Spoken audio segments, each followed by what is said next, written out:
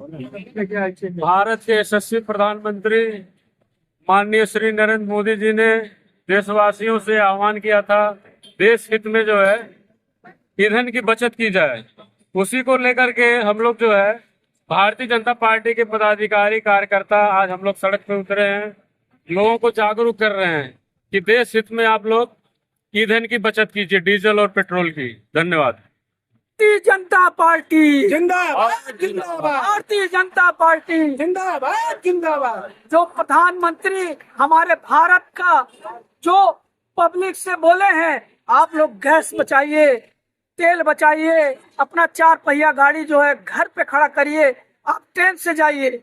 हम भारतीय जनता पार्टी के कार्यकर्ता व्यापारी हम लोग जो है अंतर्राष्ट्रीय बॉर्डर से पैदल यात्रा किए हैं और हम लोग जो है सबको दिखाना चाहते हैं और सब यही करना चाहते हैं, यही लोग करें। आने वाले समय पे भारत जब मजबूत होगा तो हम लोग नागरिक जो है मजबूत होंगे। हमारे योगी जी आह्वान कर रहे हैं, आप लोग जो है गैस बचाइए, तेल बचाइए, 4 पहिया गाड़ी से मत चलिए, लाइन बचाइए। हम लोग उसी रास्ते में चल रहे हैं।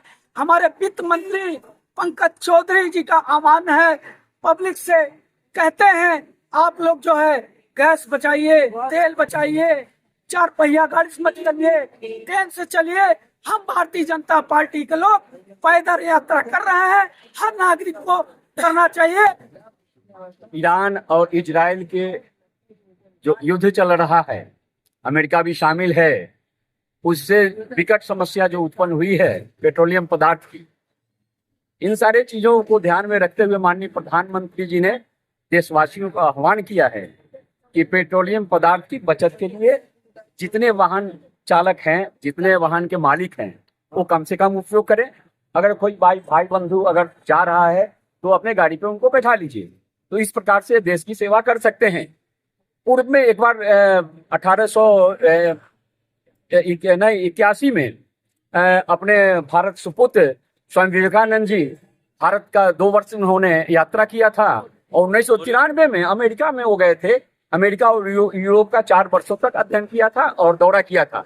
उन्होंने साफ तौर पे जो अनुभव प्राप्त किया था, आके यहाँ के लोगों को उन्होंने संदेश दिया था स्वामी विवेकानंद जी ने कि आप सब आपस में एक होइए, संगठन को मजबूत रहिए और जो भी हमारे हैं उसको साथ में सबको लेके चलिए, देश को आगे बढ़ाइए।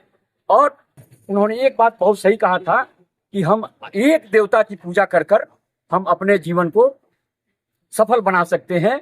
अब वो कौन देवता है? वो भारत माता है। भारत माता की आराधना करते हैं, सारे देवी देवताओं की पूजा हो जाएगी और राष्ट्र जो है एक सूत्र में बंधेगा। सभी भारतीय जो है भारत माता की जय करें, तभी भारत विश्व गुरु बनेगा और सभी लोग जीवन को अपने ईमानदारी लावें, स्वच्छता लाएं, एक दूसरे के प्रति जो है प्रेम लावें, तभी जो है राष्ट्र अपना एक होगा, मजबूत होगा। हम सब आपस में बटे हुए हैं। भारत का एक व्यक्ति दूसरे व्यक्ति से विचार नहीं मिल रहा है, ये बहुत कष्ट की बात है। आज हम लोगों ने इसका प्रचार प्रसार किया गया है। भारत के लोगों से और नेपाल के लोगों से भी आह्वान किया है कि आप अपने अपने देश की अगर भला करना है, सुरक्षा रखना है और देश को संकट से बचाना है तो पेट्रोलियम पदार्थों की बचत करिए, इससे राष्ट्र का बचत होगा। जय हिंद, जय भारत।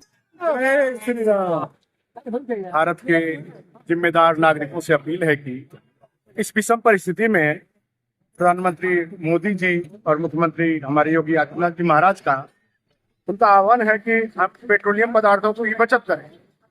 बचत कैसे करें? कम से कम अपने 4 पहिया वाहनों से कम चलें, सार्वजनिक वाहनों का उपयोग करें, उससे पेट्रोल बचेगा, डीजल की बचत होगी। इलेक्ट्रिक व्हीकल का इस्तेमाल करें, अगर नहीं चलने वाला है तो इलेक्ट्रिक व्हीकल का इस्तेमाल करें।